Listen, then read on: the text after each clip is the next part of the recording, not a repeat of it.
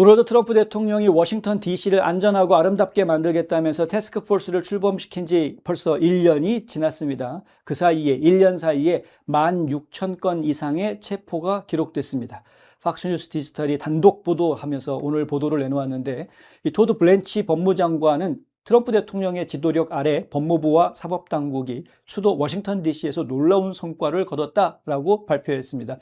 16,000건 이상의 체포, 수천 건의 불법 마약 및 총기 압수, 그리고 위험한 폭력 범죄자들의 법정 출두는 더 안전한 동네와 보호된 생명을 의미한다. 그렇죠? 범죄자들을 잡아들일수록 사회는 안전해지는 것 아닙니까? 워싱턴 DC의 모든 지역사회가 안전해질 때까지 우리는 멈추지 않을 것이다. 토드 블랜치 법무장관이 한 말입니다.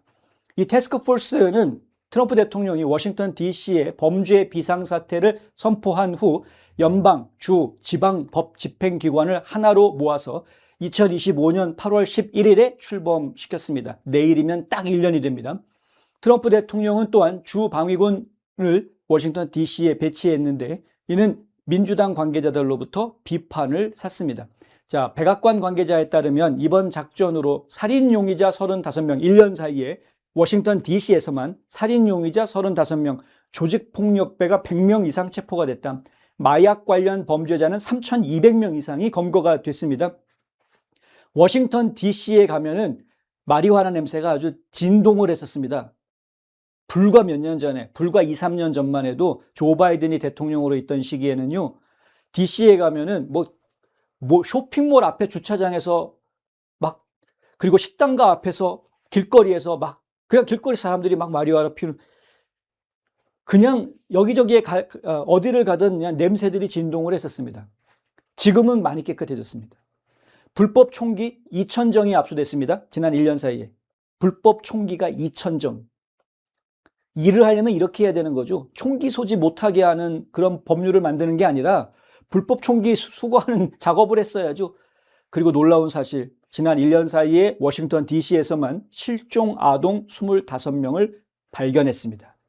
다시 집으로 데려왔습니다. 실종 아동 25명. 이 아이들 생각만 해도 끔찍하지 않습니까? 백악관 대변인 로렌 비스는 트럼프 대통령은 범죄가 만연했던 수도 워싱턴 DC를 주민과 방문객 모두에게 안전하고 아름다운 안식처로 탈바꿈시켰다. 이렇게 말합니다. 대통령의 안전하고 아름다운 도시 만들기 태스크포스는 살인범, 성범죄자, 마약 밀매업자 및 기타 강력 범죄자를 포함해서 16,000건 이상의 체포를 단행했다. 특별위원회는 범죄율을 낮추고 도시를 아름답게 가꾸었으며 수많은 사람들의 삶의 질을 향상시켰다. 백악관에서 하는 이야기입니다. 이번 작전은 2025년 6월 달에 21살밖에 안 된 의회 인턴 직원 에릭 타르피니안이 살해된 사건이 이게 계기가 됐습니다. 그리고 또 그 비슷한 시기에 이 정부 효율부 정부 효율부의 직원도 폭행을 당하는 사건이 발생을 했었고요. MS-13 갱단 관련해서 14살 소년이 총격을 당해서 사망하는 이러한 사건들이 연이어서 벌어지게 됩니다. 워싱턴 DC가 안전하지 않다, 불안하다, 범죄의 온상이 되고 있다는 이야기는 어제 오늘의 이야기가 아니었던 겁니다. 그 당시에.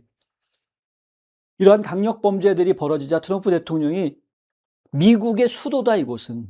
미국 국민들만 사는 게 아니라 전 세계를 대표하는 위정자들이 다 방문하는 곳이 이곳이다. 그렇죠?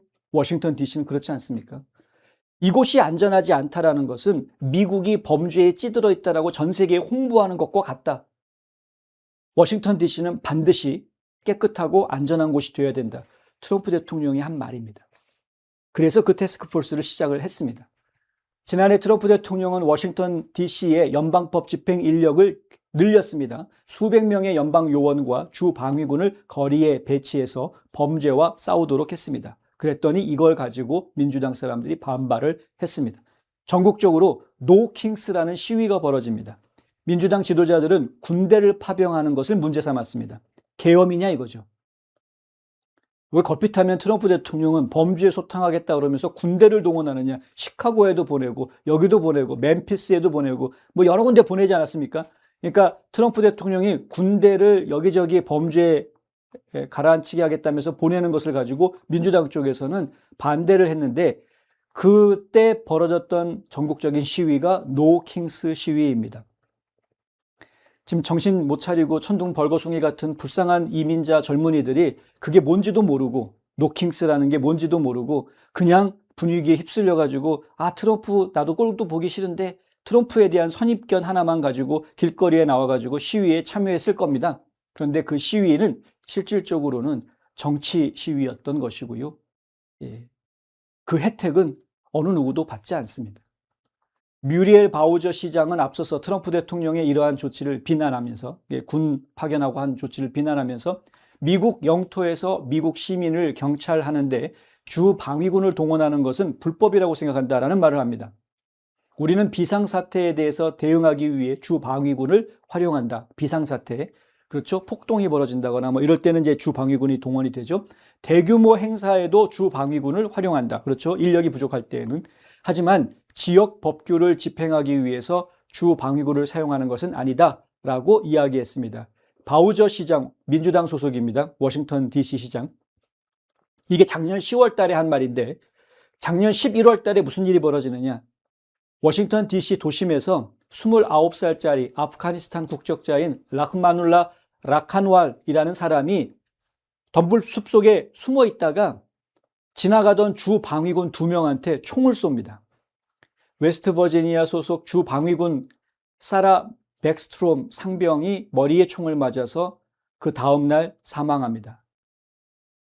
이 백스트롬 사망이 사망한 그날은 추수감사절이었습니다. 앤드류 울프 하사도 역시 그 자리에서 머리에 총을 맞고 중상을 입었습니다만 가까스로 살아남았습니다. 어떻게 이런 일이 벌어졌을까? 바우저 시장은 도시가 완전히 무법천지가 되고 범죄자들이 총을 휘두르고 있는 그러한 도시를 보고 있었음에도 불구하고 그걸 바로잡으려는 의지를 펼치지 않았습니다. 잘못된 것을 봤을 때에는 바로 잡아야 하는 것인데 바로 잡을 의지를 보여주지 않았던 사람. 과연 그가 국민을 위한 시장인가? 생각해 봐야 되는 것이죠. 보다 못한 트럼프 대통령이 나섰는데 오히려 고맙다 칭찬해 주기는커녕 비판하고 노킹스 시위를 전국적으로 이끌었던 민주당은 자성해야 됩니다.